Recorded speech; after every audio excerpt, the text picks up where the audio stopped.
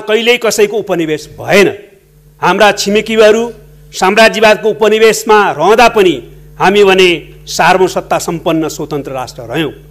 त्यस्तो राष्ट्र नेपालले नेपालको राष्ट्रिय सार्वभौमिकता र स्वाधीनताको निम्ति उभिन, त्यसको निम्ति आफ्नो तर्फबाट पहल गर्न र त्यसलाई जसरी रक्षा गरी छाड्न कुनै अन्य शक्तिहरूको वा अरू कसैको हामीलाई त्यस प्रकारको उक्साहट वा भूमिका आवश्यक छैन भन्ने कुरा बुझ्न सबै मित्रहरूलाई म विशेष अनुरोध गर्न चाहन्छु। नेपाल र नेपाली जनताले इतिहासमा जस्तै आज पनि आफ्नो राष्ट्रिय सार्वभौमिकता भौगोलिक अखण्डताको रक्षा गर्ने सामर्थ्य राख्छन्। त्यही अनुसार नेपाल सरकारले त्यस सन्दर्भमा ठोस पहल कदमी गर्ने प्रक्रिया अगाडि बढाएको छ। र साथसाथै म के पनि भन्न चाहन्छु भने हामी सबै छिमेकी मित्रहरूसँग मित्रवत सम्बन्ध राख्न चाहन्छौँ र त्यो मित्रवत सम्बन्धलाई अझ प्रगाढ बनाउन चाहन्छौँ। त्यो बाहेक हामीसँग अर्को विकल्प छैन भन्ने कुरा हामीलाई राम्ररी थाहा छ। तर नेपालको राष्ट्रिय सार्वभौमिकता र भौगोलिक अखण्डताको पक्षमा, नेपालको राष्ट्रिय हितको पक्षमा उभिनु हाम्रो अधिकार र कर्तव्य दुवै हो भन्ने कुरा बुझ्न पनि म विशेष अनुरोध गर्न चाहन्छु र त्यसलाई कुनै पनि ढङ्गले अन्यथा नलिन पनि अनुरोध गर्न चाहन्छु। र यस क्रममा म फेरि पनि प्रश्न पार्न चाहन्छु, हाम्रो सरकारले प्रश्न पारे झै हामी शान्तिपूर्ण वार्ताद्वारा, राजनीतिक कूटनीतिक माध्यमद्वारा नै हामी यस समस्याको नि समाधान गर्न चाहन्छौँ र हाम्रो राष्ट्रिय भौगोलिक अखण्डताको रक्षा गर्न चाहन्छौँ। त्यसको निम्ति पनि तदारुकता प्रदर्शन गर्न सम्बन्धित सबैलाई म विशेष अपिल गर्न चाहन्छु। यो आधारभूत नीति र अडान पछाडि सरकारले दोस्रो कुरामा ध्यान दिएको छ। त्यो हो नेपालमा जुन लोकतन्त्र हामीले सङ्घर्ष गरेर स्थापित गर्यौं, समाजवाद उन्मुख सङ्घीय लोकतान्त्रिक गणतन्त्र, त्यो लोकतान्त्रिक गणतन्त्रलाई रक्षा गर्ने प्रतिबद्धता सरकारले व्यक्त गरेको छ।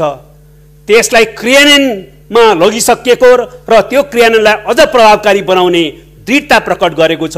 र त्यसमा पनि थप यो लोकतान्त्रिक गणतन्त्रलाई, यो नयाँ ढाँचाको लोकतन्त्रलाई अझ विकसित गर्ने प्रतिबद्धता पनि सरकारले व्यक्त गरेको छ। हामीले जसरी नेपालमा नयाँ प्रकारको नयाँ मोडल अफ डेमोक्रेसी स्थापित गर्यौं, त्यो लोकतन्त्रलाई अझ जनमुखी, अझ प्रभावकारी कसरी बनाउने भन्नेमा सरकार दत्तचित छ र सबै राजनीतिक पार्टीहरूलाई पनि त्यो विषयमा छलफल गरेर अझ यसलाई विकसित गर्न पनि म आह्वान गर्न चाहन्छु।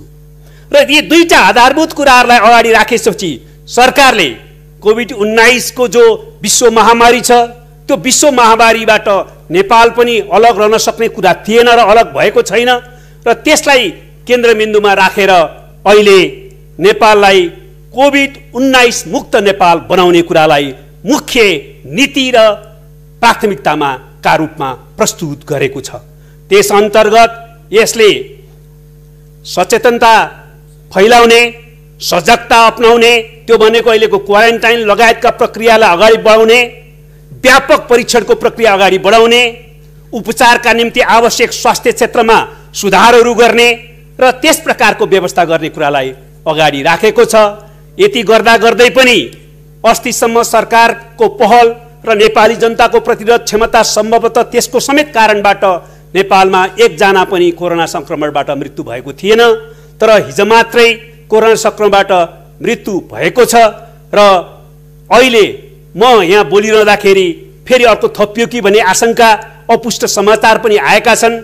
म मृत व्यक्तिहरूप्रति श्रद्धाञ्जली व्यक्त गर्न चाहन्छु, मृतक परिवारप्रति संवेदना व्यक्त गर्न चाहन्छु र यो मानवीय क्षति हुन नदिनका निम्ति रोकथाम, नियन्त्रण र उपचारको प्रक्रियालाई अझ प्रभावकारी बनाउने आफ्नो नीति र कार्यक्रमलाई जोरदार रूपमा अगाडि बढाउन पनि सरकारसँग अपिल गर्न चाहन्छु। चौथो कुरा सरकारले अगाडि ल्याएको कुरा के छ भने सरकारले स्वदेशमै रोजगारी सिर्जना र मुख्यतः आत्मनिर्भर अर्थतन्त्रको विकास र राष्ट्रिय क्षमता वृद्धिलाई अवसरको रूपमा रूपान्तरित गर्ने, हरेक समस्या, हरेक सङ्कट, हरेक समाजको लागि, हरेक देशको लागि अवसर पनि बन्न सक्छ। यही कुरा आत्मसात गरेर सरकारले यसलाई अवसरमा परिणत गरौँ। त्यो अवसर भनेको राष्ट्रिय अर्थतन्त्र निर्माणको अवसर हो भनेर त्यो अवसरको रूपमा परिणत गर्ने प्रतिबद्धतासहित त्यससँग जोडिएका कार्यक्रमहरूलाई समावेश गर्ने गरी आफूलाई अगाडि बढाएको छ। पाँचौं कुरा, सरकारले यो कोभिड-19 को रोकथाम, नियन्त्रण र उपचारपछि कोभिड-19 ले प्राप्त पारेका सामाजिक जीवनका सबै पक्ष, अर्थतन्त्रका सबै पक्षलाई सम्बोधन गर्नु भन्दा अगाडि त्योसँग जोडिएका केही विशेष क्षेत्रलाई विशेष क्षेत्रगत कार्यक्रम, सेक्टर वाइज कार्यक्रमको अभियान सञ्चालन गर्ने प्रस्ताव गरेको छ। त्यो कार्यक्रम अगाडि ल्याएको छ। त्यो कार्यक्रमको रूपमा सरकारले कोभिड-19 पछिको थप रणनीति र कार्ययोजना तयार गरी क्षेत्रगत विशेष कार्यक्रम सञ्चालन गर्नेछ। रोजगारी गुमाएका श्रमिक, साना किसान, असहाय व्यक्ति, गरिब तथा विपन्न वर्गका परिवारलाई लक्षित गरी स्वास्थ्य, शिक्षा, सिप विकास, तालिम र रोजगारी एवं अन्य आयोजनका कार्यक्रमहरू सञ्चालन गर्ने गरेर विशेष क्षेत्रगत कार्यक्रम अभियान सञ्चालन गर्ने कुरा गरेको छ। र अन्तमा आएर सरकारले आफ्नो मुख्य प्राथमिकता मध्ये एउटा प्राथमिकता के भनेको छ भने आर्थिक क्रियाकलाप, कृषि तथा औद्योगिक उत्पादन, रोजगारी सिर्जना, उत्पादन क्षेत्र, विकास निर्माण कार्य र सामाजिक जनजीवनमा अब थप क्षति हुन नदिने गरी सुचारू रूपले सञ्चालन गर्ने र तीव्रता दिने र राष्ट्रिय पुँजी वृद्धि गरी सामाजिक न्यायसहितको समृद्ध नेपाल, सुखी नेपालीको राष्ट्रिय आकांक्षा पूरा गर्ने, यसरी एउटा सेटमा आधारभूत नीति र अहिलेको राष्ट्रिय आवश्यकता समिति मुख्य प्राथमिकताका नीति र कार्यक्रमलाई 6वटा मुख्य पक्षहरूमा गर्ने गरी सरकारले प्रस्तुत गरेको छ। अत्यन्तै सकारात्मक छ। यसलाई क्रियान्वयन गर्ने काम व्यवहारमा अनुवाद गरेर हामीले यी लक्ष्यहरू पूरा गर्न सक्ने विश्वास गर्न सकिन्छ। त्यसको निम्ति हामी प्रतिपक्ष लगायत सबै राष्ट्रिय राजनीतिक शक्तिहरू र देशका सबै जनसमुदायसँग पनि अपिल गर्न चाहन्छौँ सहयोगको लागि। त्यस्तै सरकारले 7औं कुरा केही यो भित्र रहेर केही महत्त्वपूर्ण अरू कार्यक्रमहरू पनि अगाडि सारेको छ। जस्तो कि अहिले सरकारले आगामी वर्ष साक्षर नेपालको घोषणा गर्नेछ। स्नातकोत्तर युवाहरूलाई चिनौ आफ्नो माटो, बनाऊ आफ्नो देश अभियान सञ्चालन गरेर विकास निर्माण र शैक्षिक क्षेत्रमा परिचालन गर्नेछ। वैदेशिक रोजगारीबाट फर्केको लागि उद्यम गर्न सुरु पुँजी उपलब्ध गराउनेछ। शैक्षिक बेरोजगारहरूलाई प्रमाणपत्रको आधारमा सुरुवात पुँजी उपलब्ध गराउनेछ। त्यस्तै एकीकृत एम्बुलेन्स सेवा राष्ट्रव्यापी रूपमा सञ्चालन गर्नेछ। किसानहरूलाई उत्पादनको क्षेत्रमा नयाँ प्रणाली लागू गर्ने नीति ल्याएको छ। अब किसानहरूलाई उत्पादनमा अनुदान दिने नीति लिनेछ। बाली लगाउनु पूर्व नै प्रमुख खाद्यान्न बालीहरूको समर्थन मूल्य निर्धारण गर्नेछ। भूमि बैंकको स्थापना गर्नेछ। सरकारले रुग्न तथा बन्द सरकारी उद्योगहरूलाई सञ्चालन गर्ने ऐतिहासिक निर्णय गरेको छ। यो निर्णय मात्र सीमित हुने छैन भन्ने विश्वासका साथ हामी अगाडि बढ्नु पर्दछ। त्यस्तै आगामी वर्ष 94% जनसमुदायलाई खानेपानी उपलब्ध गराउने र 3 वर्षभित्रमा सबै जनताको घरमा धारा दिने गरी आगामी वर्षको कार्यक्रमबाट नै अगाडि बढाउने प्रस्ताव गरिएको छ। फास्ट ट्र्याक 3 वर्षभित्र सम्पन्न गरेर आगामी वर्षलाई त्यसलाई त्यो लक्ष्य निर्धारण गरे अनुसार काम हुने गरी तीव्रता दिने कार्यक्रम राखिएको छ। त्यस्तै गरी विपन्न, लोपोन्मुख र अति सीमान्तकृत जनजाति समुदाय र शहरी गरिबको लागि सुरक्षित नागरिक आवास कार्यक्रम 77 जिल्लामा विस्तार गर्ने कार्यक्रम अगाडि सारेको छ। 2 वर्षभित्रमा देशको सम्पूर्ण भूभागमा विद्युतीकरण गरेर आम विद्युतीकरण गरिसक्ने कार्यक्रम अगाडि सारिएको छ। 2 वर्षभित्रमा सरकारी कारोबार सबै अब नगद रहित बनाउने र विद्युतीय माध्यमबाट भुक्तानी व्यवस्था सञ्चालन गर्ने कार्यक्रम राखेको छ। त्यसले गर्दाखेरि भ्रष्टाचार र को नियन्त्रण र सुशासनमा निश्चय पनि महत्त्वपूर्ण योगदान पुर्याउनेछ। त्यसै गरी सार्वजनिक खरिद कानुनको संशोधन गर्ने व्यवस्था पनि यसले मिलाएको छ। र यसरी यो 6वटा कुरालाई ध्यान दिएर केही महत्त्वपूर्ण कार्यक्रमहरू पनि राखेको छ। अब म सरकारको नीति तथा कार्यक्रमको यो अत्यन्तै सकारात्मक पक्षहरू जसले देशलाई आजको आवश्यकतालाई सम्बोधन गरेर हामीले भनेको दिशातिर अगाडि बढ्न, समृद्ध नेपाल र सुखी नेपालीको दिशातिर अगाडि बढ्न आधार प्रदान गर्नेछ, त्यसमा केही गम्भीर विषयहरूमा सरकारको ध्यानाकर्षण गराउन चाहन्छु र सुझाव प्रस्तुत गर्न चाहन्छु। पहिलो कुरो त यहाँ चर्चा पनि भइसकेको छ, सम्भवतः यो अलिकति संशयसित बनाउन सकिन्थ्यो, अलि लामो धेरै कुराहरू दोहोरिएको अवस्थामा पनि छ। दोस्रो मुख्य कुरा, आज विश्वव्यापी रूपमा कोभिड महामारीसँगै रिथिङ्किङ पुनर्विचारको एउटा प्रक्रिया विश्वव्यापी रूपमा छ। तात्कालिक आवश्यकता, त्यो आवश्यकताले पैदा गरेको नयाँ सोच, त्यो नयाँ सोच अनुसार नयाँ मोडको दिशातिर हामीले हाम्रो जीवन दृष्टिकोण, हाम्रो विकासको ढाँचा र हाम्रो सामाजिक आर्थिक राजनीतिक प्रणालीलाई अगाडि बढाउनु पर्ने आवश्यकता छ। अहिलेको हाम्रो सरकारको नीति तथा कार्यक्रमले यो विषयमा ठोसै रूपमा सबैलाई सन्देश दिने गरी आफूलाई प्रस्तुत गर्न सकेको भए बेस हुन्थ्यो भन्ने पनि मलाई लाग्दछ। त्यस्तै गरी दीर्घकालीन रणनीतिक रूपमा नेपाललाई विकसित राष्ट्र बनाउने 1999 सम्म र त्यस्तै विकासशील राष्ट्रबाट प्रमोट गर्ने कुराहरू पनि उल्लेख गरिएको छ। यद्यपि तत्कालको लागि त्यो धेरै आवश्यक थिएन, तैपनि त्यो उल्लेख गर्दाखेरि समाजवाद उन्मुख दिशातिर नेपालको विकासको प्रक्रियालाई अगाडि बढाउने र समाजवादको आधार निर्माण गर्ने कुरा पनि सँगसँगै उल्लेख गर्नु आवश्यक हुन्थ्यो। त्यो कुरा सायद प्रिन्ट मिस्टेक पो भयो कि। चौथो कुरा, प्राथमिकताहरूलाई अझ ठोस र मूर्तिकृत गर्नु पर्थ्यो। त्यस सम्बन्धमा सायद नीति तथा कार्यक्रममै प्रस्तुत गरेको यो भाषाले सरकार अझै केही गम्भीर अध्ययनमा लागिरहेको बोध हुन्छ। जस्तो कि सरकारले आफ्नो नीति तथा कार्यक्रममा भनेको छ, सरकारले यस महामारीले मुलुकको सामाजिक आर्थिक लगायत राष्ट्रिय जीवनका सबै क्षेत्रमा पारेको प्रभावको अध्ययन गरिरहेको छ। सम्भवतः अध्ययन गरिरहेको छ। सम्माननीय अध्यक्षज्यू, मेरो आँखा त्यति कमजोर भएको मलाई लागेको छैन, मैले त्यो हरियो नै बत्ती देखिरहेको छु है। अध्ययन गरी यस अध्ययनको आधारमा राज्य प्रणालीकै प्रभावकारिता थप वृद्धि गर्न गरी थप विकास निर्माणका कामलाई तीव्रता दिने कार्यक्रम ल्याउनेछ, कार्यान्वयन गर्नेछ। त्यस कारणले थप केही अध्ययन गरिरहेको देखिन्छ। तर अहिले प्राथमिकताको कुराकानी गर्दा बजेटले मार्फत यसलाई सम्बोधन हुने हामीले विश्वास गरेका छौँ। बजेट प्राथमिकीकरण गरेर लेख्नेछ। प्राथमिकीकरणको कुरा गर्दा म जोड दिएर भन्न चाहन्छु, पहिलो जस्तो कि कोभिड-19 रोकथाम, नियन्त्रण, उपचार र यसको निराकरणको वर्ष हो यो भनेर हामीले प्रष्ट रूपमा अगाडि बढाउनुपर्छ र त्यसकै सेरोफेरोमा हामी अगाडि बढ्नुपर्ने हुन्छ। त्यस्तै यो बाहेक अरू विपद व्यवस्थापनलाई पनि नयाँ सिराबाट जोखिम न्यूनीकरण गर्न र व्यवस्थापन गर्न पहल कदमी गर्ने कुराहरूलाई पनि जोड दिएर योजना र कार्यक्रमको रूपमा राखिनु पर्थ्यो। त्यो कुरा सायद छुटेको होला। त्यस्तै एउटा गम्भीर प्रश्न छ अहिले आएको कि हाम्रो सरकारले ठिक नीति लिएको थियो कि अहिले विश्वभरिमा रहेका नेपालीहरूलाई देशभित्रै ल्याउँछु भनेर आफैले पहल गरेर ल्याउन त्यति उपयुक्त र सम्भव थिएन। तर एउटा नयाँ समस्याहरू देखा परेको छ। त्यो नयाँ समस्या भनेको जुन मित्र राष्ट्रहरूसँग हामीले समझदारी बनाएका थियौँ कि हाम्रा नेपालीहरूलाई क्वारेन्टाइनमा राखिदिने र उनीहरूलाई आवश्यक खानपान सहितको व्यवस्था गर्ने भनेर सुन्नमा आएको छ। त्यसमा केही समस्याहरू देखा परेका छन् र त्यस्तै कतिपय विदेशमा अरू मुलुकहरूमा पनि अब बिस्तारै चाहिँ बलजफ्ती चाहिँ उनीहरूलाई केही असुरक्षाको अनुभूति त्यहाँको सरकारको कारणबाट भएको र उनीहरूको जीवन रक्षामा पनि प्रश्न उठेको जस्तो स्थिति आइराखेको छ। कुनै पनि सरकार त्यो देशको जनताको लागि हो।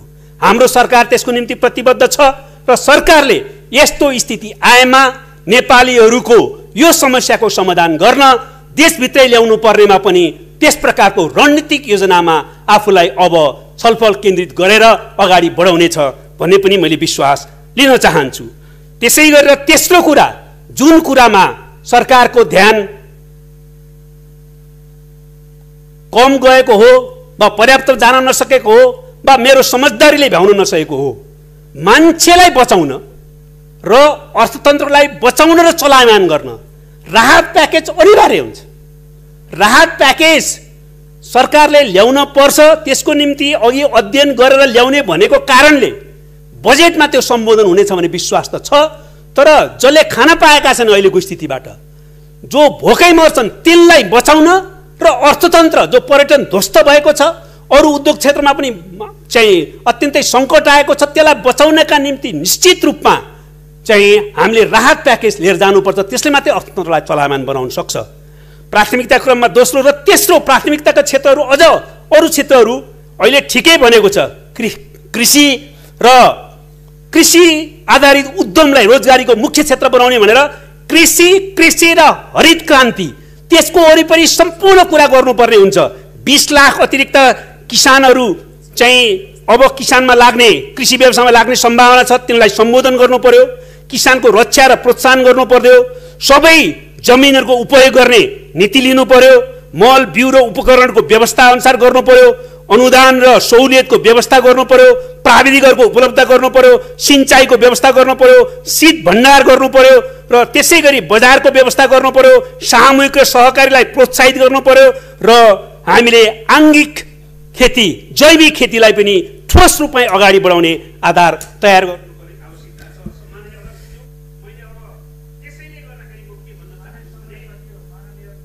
सम्माननीय अध्यक्ष महोदय, सरकारले प्रस्तुत गरेको आगामी आर्थिक वर्ष 2077-78 को नीति तथा कार्यक्रमले मुख्य रूपमा 3 वटा कुरालाई जोड दिएको छ। पहिलो, यो नीति तथा कार्यक्रम वर्तमान समस्यामा केन्द्रित छ, अर्थात् यसले समस्या पहिचान गरेको छ। दोस्रो, यसले चुनौतीलाई आकलन गरेको छ र तेस्रो, यसले सबै पक्षलाई सम्बोधन गर्न कोसिस गरेको छ। हुन त सदन भित्रैबाट र बाहिरबाट पनि नीति तथा कार्यक्रम लामो भयो, खण्डकाव्य भयो, भद्दा भयो भन्ने सुनियो। लामो भन्नासाथ हामीले के बुझ्नु पर्दछ भने यो विस्तृत छ भन्ने पक्का हो र यसले सबै क्षेत्रलाई समेटेको छ भन्ने प्रमाणित भयो। सम्माननीय अध्यक्ष महोदय, नीति तथा कार्यक्रमले कोरोनाको कहर मुक्तिका लागि मानवको हृदयमा आशाको दियो जलाएको छ। छिमेकीले मूल बाटोमा बनाएको हाम्रो छातीको पाटोको माटो फिर्ता गर्ने अठोट व्यक्त गरेको छ। यसले आचार र सदाचार र संस्कारको हिमाल निर्माण गर्दै भ्रष्टाचारलाई भस्म गर्ने भीष्म प्रतिज्ञा पनि गरेको छ। यसले आफ्नो उत्पादनमा डोजर लगाउन बाध्य किसानहरूको, सडकमा दूध फाल्न विवश कृषकहरूको पीडालाई सम्बोधन गरेको छ। रोजगार गुमाएर परिवारको बिचल्ली भोगेका, हातमुख जोड्न कठिन श्रमिक मजदुरको दुःख बुझेको छ। आर्थिक मारमा परेका उद्योगी व्यवसायीको मर्म बोलेको छ। निर्माण क्षेत्रको सुस्ताएको गति बुझेको छ। स्वास्थ्य क्षेत्रमा परेको समस्या र महामारीको आम जनमानसमा परेको प्रभाव नियालेको छ। आगामी आर्थिक वर्षमा साक्षर घोषणा गर्ने गरी शिक्षा क्षेत्रको आत्मा बोलेको छ। सडक, सिँचाइ, खानेपानी लगायतका भौतिक पूर्वाधारलाई प्राथमिकता दिएको छ। यो नीति तथा कार्यक्रम समग्र जनताको भावना समेट्ने गरी आएको छ। सम्माननीय अध्यक्ष महोदय, हो केही महत्वाकांक्षी छ, उद्देश्य लिनुपर्छ, लक्ष्य उच्च र महत्वाकांक्षा राख्नुपर्छ, तर कार्यान्वयनमा प्रतिबद्धताका साथ अग्रसर हुनै पर्छ। सम्माननीय अध्यक्ष महोदय, सरकारको नीति तथा कार्यक्रममा भनिएको छ लिम्पिया, धुरा, कालापानी र लिपुलेक नेपाली भूमि हो। यो भूमि फिर्ता ल्याउन ठोस कूटनीतिक पहल गरिनेछ। लिम्पिया, धुरा, कालापानी र लिपुलेक समेटेर नयाँ नक्सा जारी गरिनेछ। स्याबास सरकार, स्याबास। यो देशमा राष्ट्रिय सुरक्षाका विषयमा विगतमा धेरै नै कमजोरी भएका रहेछन्। सत्ताका निम्ति कुरा गर्ने तर राष्ट्रिय सुरक्षालाई गौण राख्ने काम भएको रहेछ। केवल व्यक्ति मात्र बन्ने प्रवृत्ति रहेछ। तर अहिले सरकारले राष्ट्रको नक्सा बनाउने, लिपुले कालापानी ल्याइ छोड्ने जुन प्रतिबद्धता व्यक्त गर्यो, यो नेपालको इतिहासमा पहिलो पटक हो। यसको लागि नेपाल सरकारलाई आभार व्यक्त गर्न चाहन्छु। सम्माननीय अध्यक्ष महोदय, कोरोनाको बारेमा पर्याप्त भएन, उल्लेख भएन, नीति तथा कार्यक्रममा केही लेखिएन, बडो सामान्य जस्तो भयो भन्ने सदनभित्र पनि सुनियो र बाहिर पनि सुनियो। सरकारले आर्थिक क्षेत्रको पूर्ति कति हुन्छ, क्षतिपूर्ति कति हुन्छ हिसाब गरेको छैन। समाज समृद्धि फेरि हुन सक्छ भनेको छ, तर यतिखेर मानिसको जीवन रक्षा र मानव जातिको संरक्षणलाई सरकारले आफ्नो सर्वोच्च कर्तव्य ठानेको छ। सम्माननीय अध्यक्ष महोदय, सरकारले स्रोत र साधनले भ्याएसम्म आफ्ना गतिविधिबाट सन्तोषजनक भूमिका निभाएको मान्नै पर्छ। कैयौं वर्षदेखि मिलिजुली बस्दै आएका सम्पन्न राष्ट्रहरू बीच त स्वास्थ्य सामग्रीका लागि हारालुछ भयो। एक ठाउँमा जान लागेको स्वास्थ्य सामग्री अर्काले बीचैमा हारालुछ गरे भने अभावको अवस्थामा पनि नेपालले यति गर्न सक्नु ठूलो कुरा हो। साथै सरकारले यस वर्षको नीति तथा कार्यक्रममा नेपाललाई कोरोना मुक्त बनाउने विषयलाई प्राथमिकतामा राखेको छ। विपद र महामारीको समयमा सम्भव भए सबै अस्पतालमा महामारीको उपचारको व्यवस्था मिलाउने भनेको छ। प्रयोगशाला सहितको केन्द्रमा 300 शैय्या र प्रत्येक प्रदेशमा 50 शैय्याको सरुवा रोग अस्पताल बनाइने घोषणा गरेको छ। अञ्चल अस्पताललाई 200 शैय्याको जनरल अस्पतालमा स्तर उन्नति गर्ने नीति अघि सारिएको छ। सरकारले आगामी वर्षका लागि निरोगी नेपाल निर्माण गर्ने मूल नारा सहितको स्वास्थ्य नीति सार्वजनिक गरेको छ।